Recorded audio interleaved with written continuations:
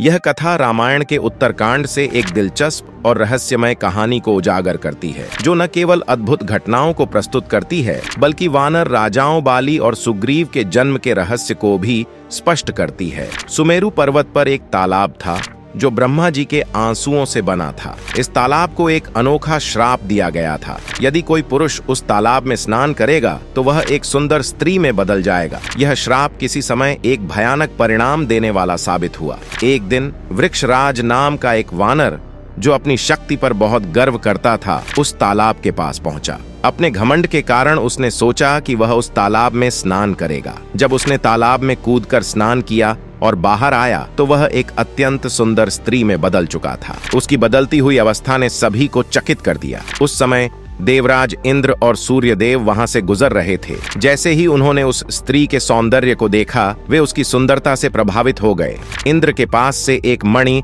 और सूर्यदेव के पास से एक मणि सुंदर स्त्री की गर्दन पर गिर गईं। इन मणियों ने दो वानरों को जन्म दिया। एक का नाम बाली और दूसरे का नाम सुग्रीव पड़ा। इस तरह बाली और सुग्रीव भाई बन गए और दोनों का स्वरूप एक जैसा था, जिससे भविष्य में कई पेचीदगियों का सामना करना पड़ा।